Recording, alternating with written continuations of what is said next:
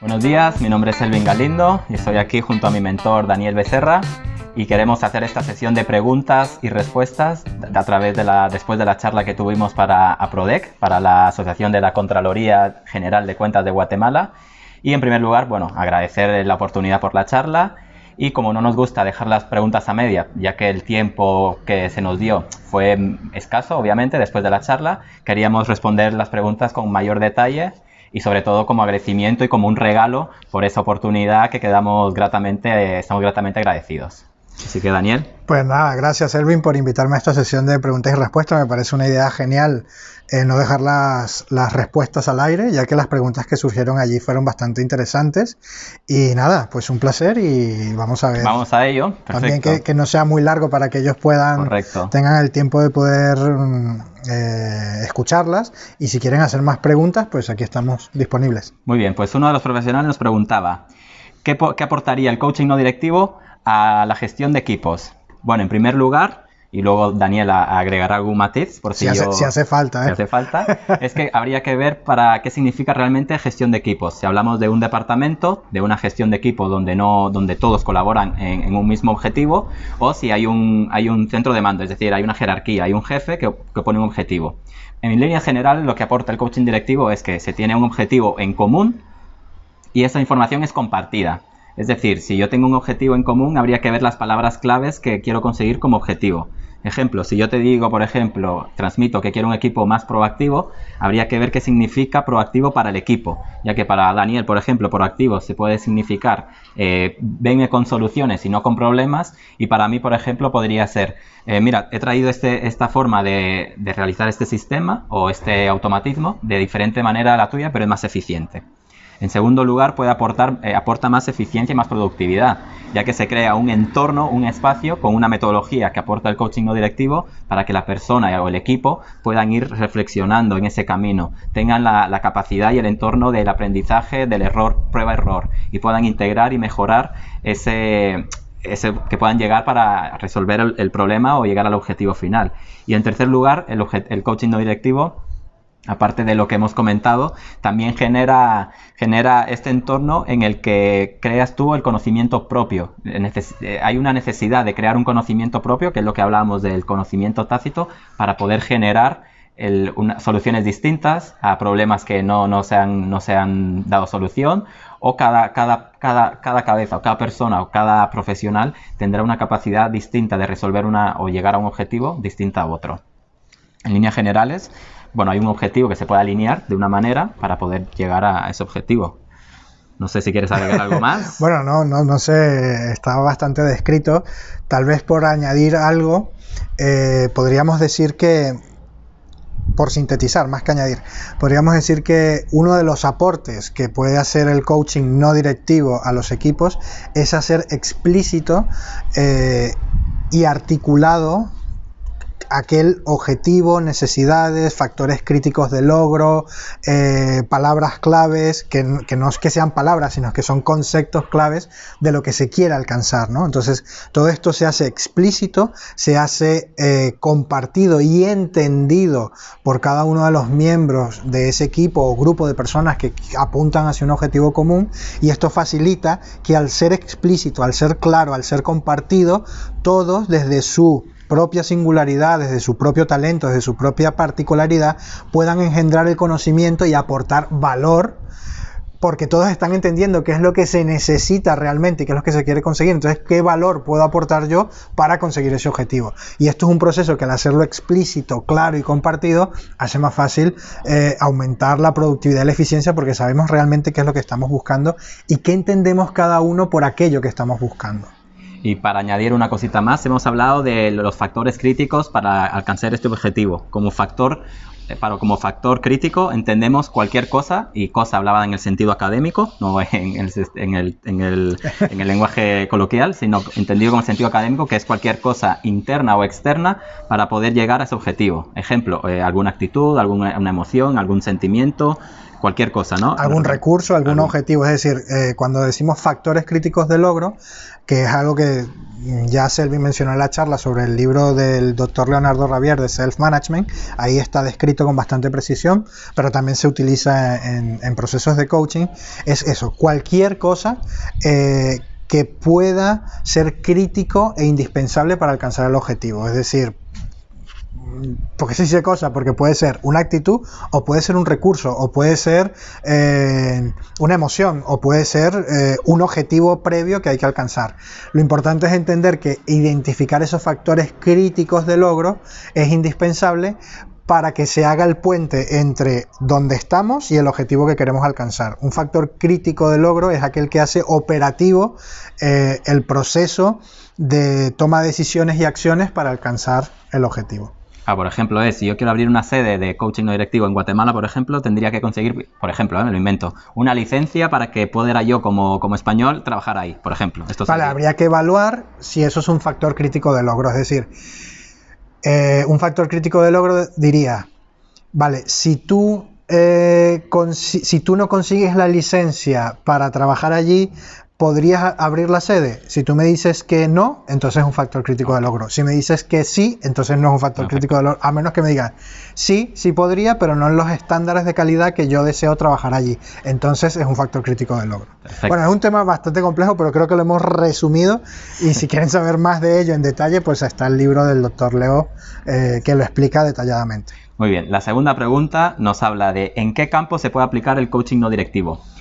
Aquí yo intenté dar una respuesta general, pero realmente creo que en todo campo se puede aplicar el coaching directivo siempre y cuando se tenga el tiempo necesario para engendrar ese conocimiento propio, ese conocimiento tácito del que hablábamos en la charla. Es decir, aquella capacidad que tenemos con natural el ser humano de integrar y dar a luz o engendrar o traer a la realidad un conocimiento nuevo. También nos ayuda a expresar esta singularidad que tanto hice hincapié en la charla. Porque, por ejemplo, se puede aplicar tanto en la educación como en una organización, que todos tengan un objetivo común, por ejemplo. Se puede aplicar para incluso a una peluquera, como hablábamos antes, en las empresas gubernamentales. De hecho, me interesaría aplicar esta respuesta. Bueno, no, esta es la tercera respuesta, la tercera pregunta, perdón, que hay una pregunta muy interesante que si se podría aplicar en el mundo gubernamental. Bien, de hecho creo que, como he dicho antes, se puede aplicar en cualquier entorno, siempre y cuando se tenga el tiempo necesario y tenga esa necesidad de crear un conocimiento propio, no seguir los estándares o sea, no se necesita un conocimiento técnico. Con técnico entendemos todo aquello que se puede articular, transferir, simplemente que el propio individuo genere ese conocimiento. Sí, yo recuerdo que tú comentabas que no veías un sitio en el que no se pudiera aplicar, ¿no? Y esto es así, al final se trata más de las circunstancias en la cual aquella persona o organización o institución realmente genere el espacio y tenga la necesidad de crear un conocimiento propio, un conocimiento que solamente se puede crear desde dentro hacia afuera. Y que se tenga el tiempo para poner en marcha las acciones para crearlo, ¿no? Es decir, en esa explicación no sé si podemos tener un ejemplo de conocimiento técnico y conocimiento tácito, que sería el conocimiento propio. Es decir, si tú lo que estás buscando es, vamos a decir, en la Contraloría de Cuentas de Guatemala, cómo aprender un protocolo, pues un protocolo es un conocimiento técnico que ya está dado, es un conocimiento que lo que tienes que hacer es aprender un manual técnico que está totalmente detallado y aprenderlo.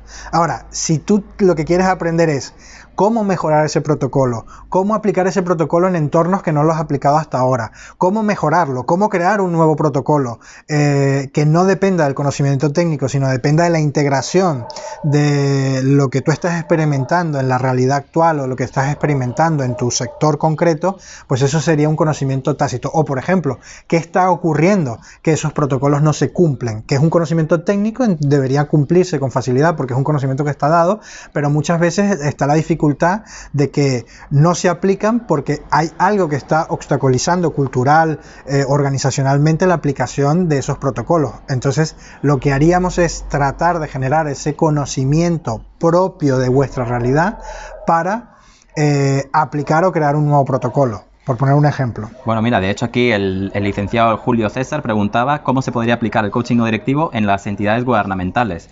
Y si con lo que has explicado, si entiendo bien, o sea, primero de todo, hay que dejar claro que para crear el conocimiento técnico viene precedido de un conocimiento tácito. Es decir, todos estos recursos, protocolos, leyes que se han creado han sido engendradas a través de un conocimiento tácito que iban acorde a la realidad en ese momento.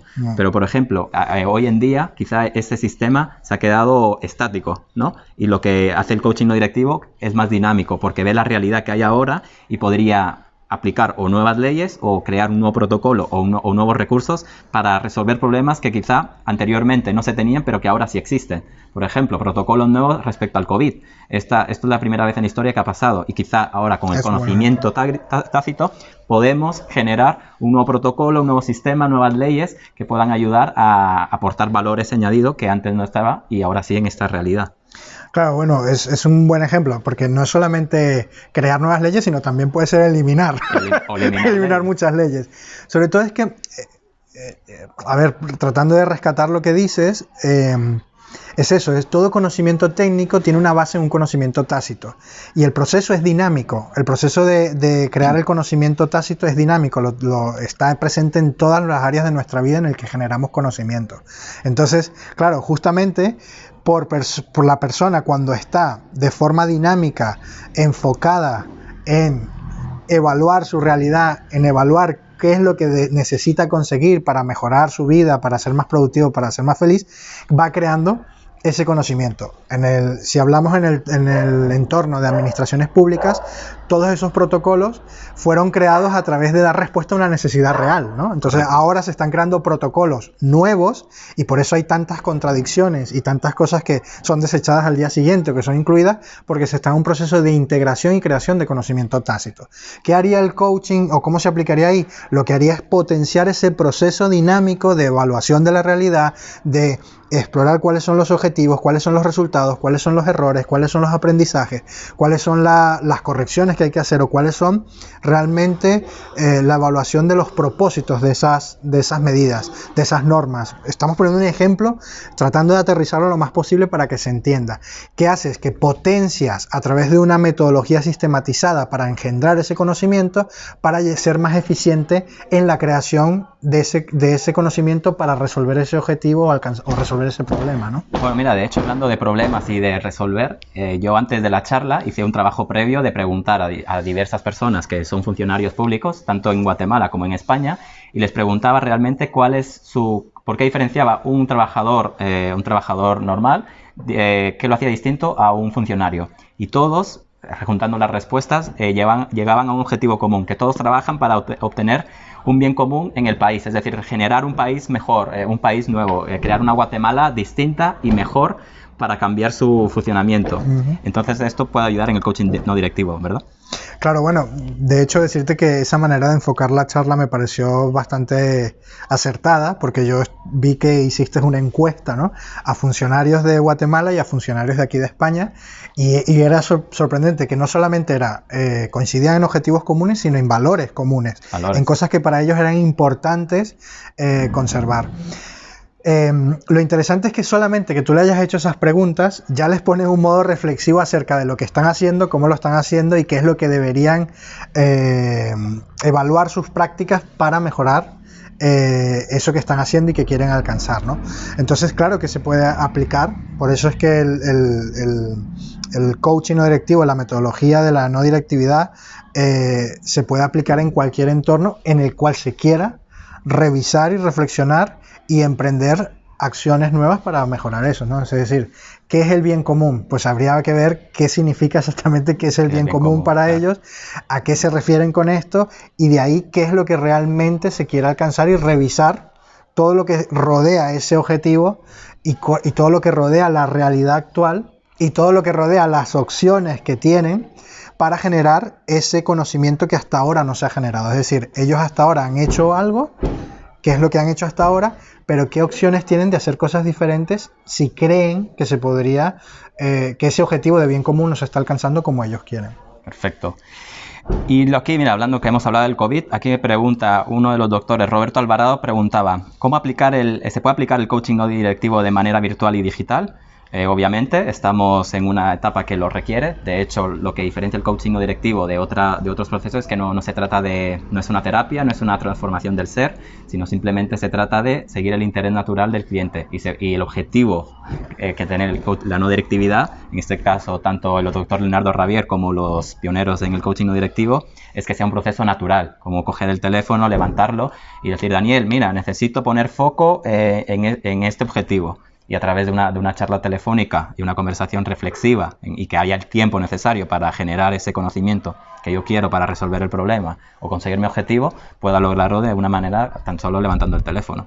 Sí, bueno, nosotros estamos apuntando a eso, por eso estamos abiertos a toda la participación y difusión de la no directividad, pero tiene que ver con eso, es decir, no hay ningún impedimento de hacerlo virtual porque se trata de si el cliente ya sabe cuáles son, vamos a decir, los parámetros en los que funciona la metodología del coaching no directivo, con una videollamada, ya podemos empezar a enfocarnos en ese objetivo, ese interés natural que está mostrando el cliente y ayudarle. Y puede ser una conversación de 20, 60 minutos sin más. Incluso puede ser por teléfono, incluso podría llegar a ser por WhatsApp si fuera necesario y si lográramos estar realmente enfocados y concentrados en eso que estamos conversando, ¿no? Perfecto. Bien, la siguiente pregunta, me preguntaban ¿por qué la distinción esta de coaching no directivo si es coaching? Bueno, yo lo que expliqué en la charla es que, claro, el coaching hace esta distinción por la adulteración que ha existido del coaching en los años 80 o 90 más o menos. O sea, la esencia real del coaching no directivo es la no transferencia, el no transmitir ni dar consejos, argumentos, interpretaciones, mandatos, y esa es la verdadera esencia. Pero en los años 80-90 hay gente que utilizó coaching y le puso la etiqueta de con PNL, coaching ontológico, coaching americano. Sí, obedece a una adulteración del mercado. Nosotros le llamamos el mainstream del coaching, en el que el coaching es una suerte de caballo de Troya en el que entra de todo, entra la PNL, la Gestalt, pero todo lo que entra no es una integración, sino una mezcla, lo cual altera, adultera, atenta contra la verdadera esencia del coaching, que es la no transferencia y el engendramiento del conocimiento propio. Por lo tanto, no es solo que lo adultere, sino que lo hace ineficiente. Entonces hubo que añadir la etiqueta no directivo para aclarar e intentar transmitir al cliente que nosotros nos regimos por el procedimiento no directivo. Bien, aquí hay una pregunta muy interesante que nos preguntan cuáles son las ventajas del coaching no directivo y si hay una forma de medir su efectividad. Mi respuesta sería que las ventajas del coaching no directivo, primero, es que hace al cliente observar y actuar de manera reflexiva, es decir, cada acción que hace hay un cambio. El coaching es un proceso de cambio y para que haya cambio tiene que existir una acción, pero esa acción es reflexiva porque el cliente observa su realidad, ve las opciones que tiene y a partir de ahí hace un autoaprendizaje, un ensayo-error para poder lograr ese objetivo o resolver ese problema. Por otra parte, tiene que haber el entorno de aplicabilidad y que tenga el cliente o el coachee tenga el tiempo necesario para realizar ese cambio. Es decir, no se puede cambiar de la noche a la mañana. Esto es una metodología que necesita un tiempo para que el cliente pueda integrar o engendrar ese conocimiento tácito y además, sobre todo, tiene una sostenibilidad a largo plazo, que creo que es lo que más define la no directividad, la efectividad a largo plazo. No sé si me dejó algo o... Bueno, en resumen, las ventajas serían estas. Sería que generas un conocimiento propio en el cual estás potenciando tu capacidad de reflexión, observación, estás sistematizando y aprendiendo o integrando más bien tu manera de evaluar la realidad en cuanto a los objetivos que te estás marcando, qué estás necesitando, qué has hecho hasta ahora, qué opciones tienes, qué es lo que profundizar a la hora de tener un concepto, profundizar en ello para aclararlo mejor. Entonces hay un proceso de aprendizaje del propio cliente en el que sistematiza su capacidad de reflexión y luego y de enfoque, y luego eso, que los resultados son a largo plazo porque tú estás generando el conocimiento. Correcto. Entonces, al tú generar el conocimiento hay un proceso de asociación y combinación psicológica y material que te permite adquirir eso como un conocimiento para utilizarlo en futuras ocasiones, ¿no? De hecho, para hablar de la forma que se mide su efectividad, en primer lugar, existe un software que, para que no quede en una conversación simple o reflexiva o dialógica, hay una metodología, que es la que le llamamos la metodología, que hay un seguimiento, hay unos informes. Y tenemos los CAF, que le llamamos, que son los que hemos mencionado antes, los factores críticos de conseguir el objetivo, que es un software en el que se mide cuando el cliente empieza en la situación A, qué opciones tenía, cómo era su realidad, qué había hecho hasta ahora, y vemos el progreso hasta llegar al objetivo que tenía él, que puede ser la situación B, por ejemplo, que sería la situación ideal o la situación en la que quiere conseguir el objetivo, resolver el problema. Eso sería una forma, o simplemente viendo a través de la autoobservación de los objetivos, los resultados explícitos, lo que ha logrado y lo que no, o lo que ha llegado a hacer hasta ahora. Claro, bueno, el software es como decir la digitalización de un proceso, ¿no? Pero al final la esencia de ese seguimiento es que hay una metodología para establecer cuáles son los puntos de partida, cuáles son los puntos de avance, por una propia evaluación, no solamente del cliente, sino también de las personas implicadas, si fuese necesario, y se trata de que sea una evaluación objetiva basándose en los resultados y aprendizajes obtenidos. Todo eso se va marcando y ahí se va viendo. Lo que pasa es que el software lo que hace es que te convierte todos esos resultados, objetivos, aprendizajes y autoevaluaciones en gráficas que te permitan ver de una manera visual de dónde partiste y cómo has avanzado, ¿no? Pero al final se resume en esto, en resultados de objetivos alcanzados, resultados de aprendizajes obtenidos en el camino y, por supuesto, los indicadores de los puntos de partida, puntos medios y puntos de culminación del proceso. Tienen que ser objetivos y evidentes. Bien. Aquí hay una pregunta bastante interesante que nos comentaba, a ver, aquí...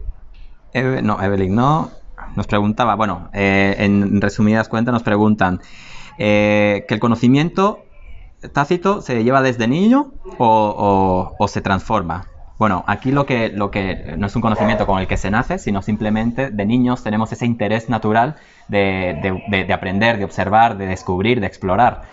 Tenemos la capacidad también de ensayo-error, porque nadie nos dice que está mal esto, o sea, es decir, no tenemos miedo a equivocarnos. Entonces tenemos ese interés natural de querer aprender, y esto nos hace explorar mundos y probar distintas maneras de hacer algo. Este no es el conocimiento tácito, no se nace con él, porque lo que es el interés natural sí lo tenemos todos los seres humanos y nacemos con él. Lo que pasa con el niño, luego se le transfiere tanto los padres en el colegio o siempre estamos acostumbrados en el paradigma de transferir, de decir, de aconsejar. Entonces esto al niño al final lo que le hace es como aniquilar ese interés natural por las cosas que él quiere, porque si le estamos constantemente diciendo no, esto no está bien, tienes que poner el foco en esto, pero su foco está en otra parte, obviamente va a ser menos eficaz al realizar una cierta actividad. Bueno, tú que tienes un hijo sí, de 7 años... Lo que dices es así, es decir, no se trata de que nacemos con el conocimiento, no. Nacemos con la capacidad natural de engendrar el conocimiento, de integrar conocimiento. Y esto es lo que llamamos capacidad natural de aprender, y ese aprendizaje da como resultado un conocimiento tácito, un conocimiento propio. Entonces lo que ocurre es eso, que constantemente con la transferencia de conocimientos, que no es que no sea necesario, pero la transferencia no es necesaria en todos los ámbitos, y ni en todo momento ni en toda circunstancia. Entonces, si constantemente nos centramos en la transferencia de conocimiento, lo que hacemos es bloquear la capacidad natural del niño de generar su propio conocimiento. Por lo tanto, pierde esa capacidad creativa y de integración y de generación de nuevos conocimientos. De hecho, toda la innovación de la humanidad, toda la innovación está basada en la capacidad creativa de integrar y engendrar un conocimiento propio, un conocimiento tácito que después da lugar a más conocimiento técnico, y es algo que nos va retroalimentando, pero la base está en el conocimiento y en la capacidad natural de aprender y generar creativamente un conocimiento, ¿no? Entonces, yo diría, no nacemos con el conocimiento, nacemos con la capacidad de generar conocimiento, y es importante tenerlo en cuenta, estos dos paradigmas, el de la transferencia y el del engendramiento o el del conocimiento tácito, para no bloquearlo constantemente y promover la creatividad. La creatividad. Bueno, y esto, mira, esto me lleva a una pregunta que nos realizaba la doctora. Que la creatividad, perdona, no es una cuestión de artistas y de obras, sino la creatividad es esa capacidad de integrar, natural de integrar y crear un conocimiento para resolver problemas y alcanzar objetivos. Puede ser desde resolver, de alcanzar el objetivo de crear la vacuna del COVID, o de cómo generar soluciones a, yo qué sé, a educativos, ¿sí? Claro. Bueno, mira, ahora hablando, y luego porque hay una pregunta sobre educación, pero antes quería, ya que has hablado de la transferencia, aquí la doctora Evelyn nos preguntaba cómo se puede expresar el coaching directivo con un jefe que no sabe y tiene la jerarquía de control-mando. Bueno, yo creo que es una pregunta más del self-management, sí. Por eso tengo aquí a Daniel también para que me ayude con esto, porque yo, y lo digo desde mi aprendizaje, de lo que he hecho hasta ahora, que el self-management lo que ayuda es que si un jefe no quiere aportar, no quiere dar lugar a esa expresión del ser, de la singularidad, a darle esa vía libre, esa carta libre para que cada individuo genere su propio conocimiento, en la cadena control-mando lo que logra el coaching, el self-management, perdón, es que crea unas reglas del juego, un marco en el que ya no existe ese control-mando, sino se reparte la información, se reparten las responsabilidades, existen compromisos, cooperación, y esto hace que realmente sea más eficiente, obviamente, el trabajo en equipo. Bueno, esto es así, pero cuidado con la palabra carta libre, porque no quiere decir que la libertad sea... no, hago lo que quiero, me refería a libertad. Hay un marco y unas reglas de juego que lo que permitan es el espacio de libertad y responsabilidad para que la persona pueda engendrar conocimiento de valor para alcanzar los objetivos. Siempre un objetivo claro, la empresa o la organización. No es que yo hago lo que quiero, ¿no? No, pero claro, no es lo mismo que tú tengas que pensar y que tú tengas que pensar qué aportar y cómo aportar las mejores soluciones, a que solo haya una persona pensando esto y transfiriéndotela. O sea, de forma vertical, de forma vertical, o da igual de la forma que sea, pero que no haya capacidad, sino que tú seas un mero mecánico ejecutor de ideas que vienen de una sola persona o de un solo departamento y están alejadas a lo mejor de información muy útil cerca del verdadero problema o de la realidad, ¿no? Bueno, de hecho, esto pasa mucho. Yo cuando compaginaba mis estudios con el mundo de la hostelería, que esto lo ves mucho en la hostelería, que los mejores jefes o de hostelería son los que han estado ahí en el fango, ¿no? de camarero. Porque eran cuando realmente veían los problemas que te encontrabas con el cliente, veías lo que le gustaba a la gente. Exacto. En cambio, si viene un jefe que no ha levantado un plato en su vida, pues va a transferir solamente lo que él cree que es lo mejor para el restaurante. Pero lo realmente, que dicen los libros. Exacto, lo que dice el libro. O sea, cómo ser líder. Es decir, tendríamos aquí, todo el mundo sería buen líder. Con toda la bibliografía que hay en Amazon, pues... Claro, entonces no se enseña a ser líder, sino se tiene que tener esa capacidad de aprendizaje, de información compartida y crear ese marco, esas reglas del juego. Claro, bueno, pero yo creo que volviendo al origen de la pregunta, ¿qué hacemos con un jefe que solo manda y que no sabe? O sea, lo que yo entiendo de la pregunta es que manda y que las instrucciones tampoco son tan eficientes. Exacto. Porque están alejadas de lo que realmente se necesita y que no quiere salirse del control del mando. No se puede hacer nada, es decir, esa es la realidad. Si es el jefe y es el que tiene la capacidad de imponer un modelo organizacional, no se puede hacer nada. Lo importante es que tú sepas que hay modelos de gestión que son mucho más eficientes y que lo que hacen es descentralizar la toma de decisiones, pero creando una estructura muy clara de responsabilidades, conocimiento compartido, procedimientos para enfocarse en la creación de valor, en la conciencia de lo que está sucediendo. Son procesos más complejos, pero para eso también tienen que ser voluntarios. Es decir, la única manera es que hubiese un jefe más alto de ese jefe que sí creyera en otro modo de organización y de gestión y de descentralización, que o le impusiera esa manera de gestionarse o lo despidiera. Pero esta pregunta es muy típica, ¿no? Quiero decir, siempre está esa pregunta de ¿qué hacemos cuando el jefe...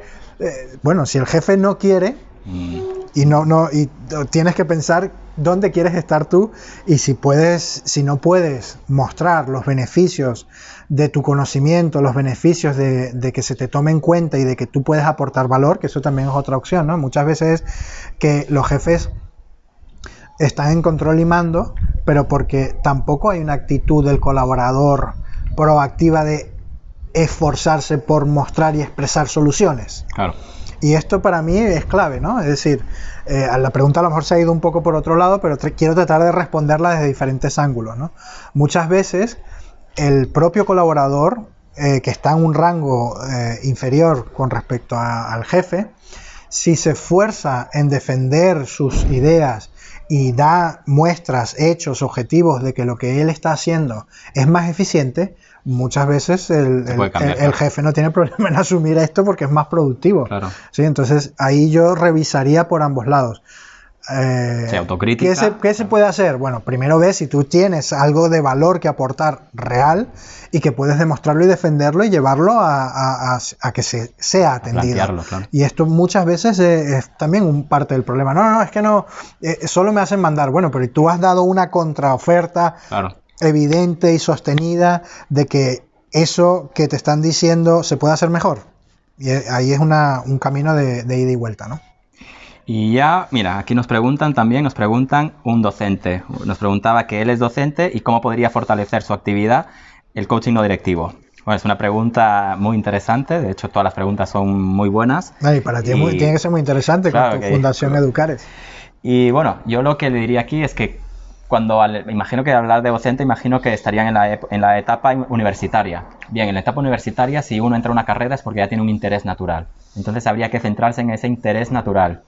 Por ejemplo, si está en la carrera de Derecho, por ejemplo, y está en la asignatura de Derecho Penal. Entonces yo lo que propondría es que, viendo la asignatura de Derecho Penal, que cada uno de los estudiantes haga un trabajo con la libertad que tiene, basada en el Derecho Penal, que presentara un trabajo o un ensayo o un trabajo de investigación, porque ahí veremos el interés natural de cada alumno, veremos en dónde pondrán su foco. Quizá uno lo pone en un derecho constitucional, otro en derecho penal, otro en derecho natural, y a partir del derecho del interés natural de cada individuo, como hablamos con los niños, es donde se sacará más partido, porque van a generar ese conocimiento tácito, van a querer explorar y van a ver diferentes opciones, o nos pueden presentar trabajos que nos pueden parecer muchísimo mejor que de lo que pensábamos, porque si solo nos ceñimos a un manual y a transferir, obviamente, ¿quién va a aguantar 8 horas escuchando ahí a un señor hablando durante 1 hora, 8 horas? Es que estamos en también un cambio de sistema, un cambio de paradigma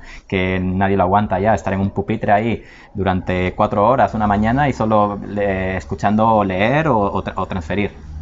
¿Quieres añadir alguna cosita más? Bueno, mi sugerencia, suscribiendo tus palabras, mi sugerencia para este docente, y que me alegra muchísimo la pregunta porque se ve el interés en querer mejorar, ¿no?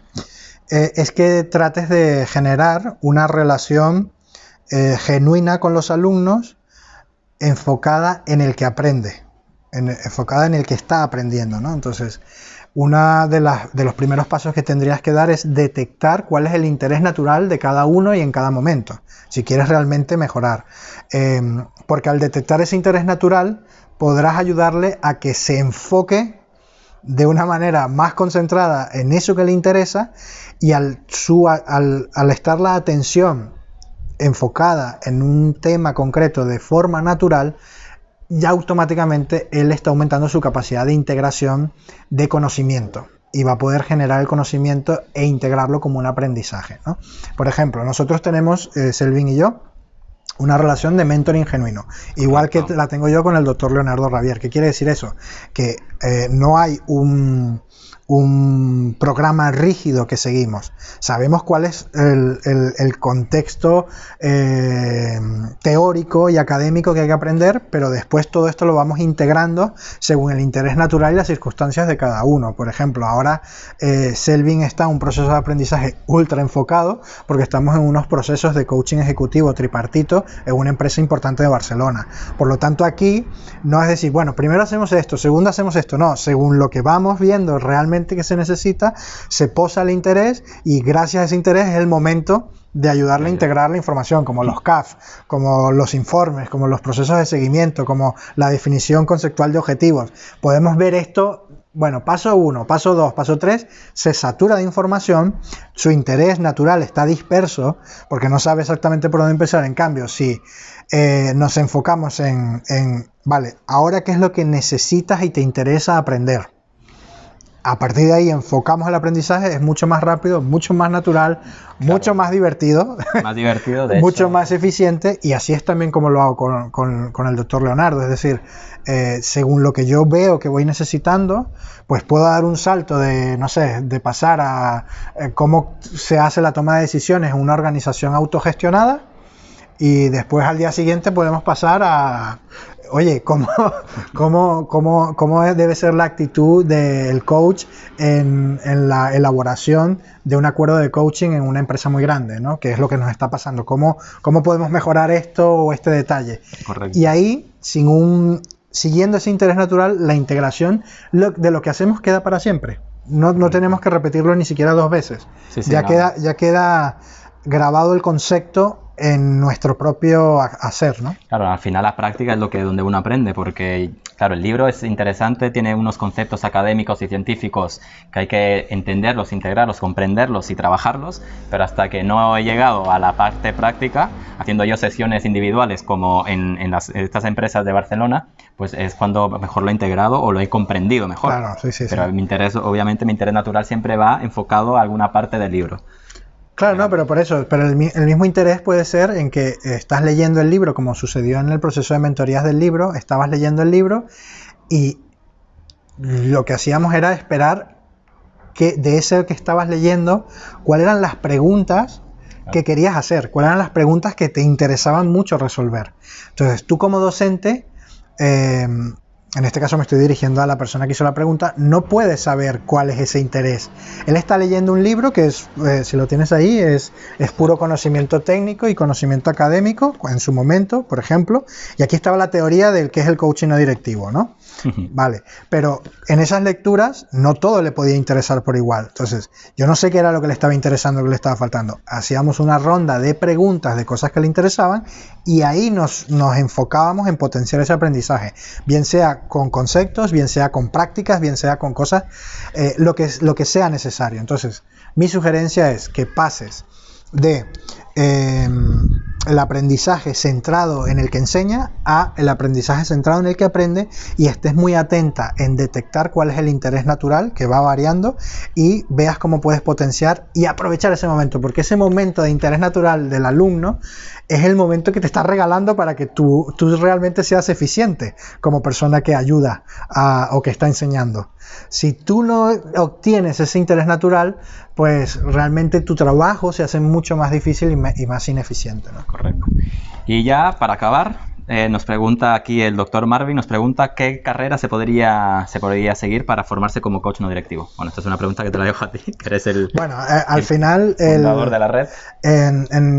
Obviamente, lo primero que te recomiendo si quieres es, si quieres formarte realmente, si quieres aplicar el coaching no directivo, bien como porque quieres ser coach profesional o quieres aplicarlo en tu entorno, con tus equipos de trabajo, con tus colaboradores, es que te leas el libro de coaching no directivo. Y a partir de aquí, no me queda más remedio que decirte que nosotros vamos a hacer formaciones. Entonces, puedes hacer formaciones en la red del coach, una que es, préstame, que es algo que hemos creado para mejorar la comprensión del libro, que se llama Mentor Book del coaching no directivo. Y después, si quieres una formación de la disciplina entera, pasando por todos los conceptos teóricos, históricos, metodológicos y de la praxis profesional, pues ya esto también es algo que va a salir en enero, que será el Professional Coach Program basado en la teoría general del coaching. Formaciones concretas de coaching no directivo, si quieres puedes ir a la INCDS, que a lo mejor tenemos que pasar el enlace, donde hay más profesionales alineados con la no directividad, y tendrías que ver que sus programas están realmente alineados con la no directividad. Es decir, la sugerencia es buscar qué profesionales, qué facilitadores están realmente alineados con la no directividad, basados en el esfuerzo académico que ha hecho el doctor Leonardo Ravier, y a partir de ahí podrás elegir diferentes niveles de formación, recordándote que el mainstream del coaching, el mercado está adulterado, y muchas veces todo lo que nosotros estamos hablando aquí no tiene nada que ver con una formación ni siquiera acreditada por la International Coach Federation, la CESCO o diferentes formaciones. Entonces yo te diría directamente, fórmate con nosotros o visita la página de la Red del Coach, porque ahí podrás entender mejor de qué estamos hablando. O si no, también en la www.lareddelcoach.com/coaching no directivo tenemos material de apoyo para entender lo de la no directividad, el conocimiento tácito, y también se ha visto todo el proceso que hemos hecho Dani y yo con el Mentor Book, en la que yo le hacía las preguntas, y bueno, esto también ayuda a comprender o a integrar elementos. Pero claro, era mi interés natural, obviamente, en el Mentor Book, al que lo lea pues tendrá otro interés natural, y bueno, es de ahí que el Mentor Book se basa en esto, en el interés natural de la persona y resolver dudas, obviamente, que hay conceptos, pues esto es una metodología científica, de psicología humanista, filosofía, bueno, en fin. Bueno, ya completa. Pronto también os presentaremos la tesis del doctor Leonardo, así que nada, pues yo creo que ya lo podemos. Lo vamos a dejar por aquí. Muchas gracias, y espero que las respuestas hayan sido lo más sintetizadas posibles, y si cualquier duda, pues bueno, tienen ahí mi contacto y nos pueden escribir, o en la Red Coach también tienen ahí la forma de contactar con nosotros. Así que muchas gracias y hasta pronto.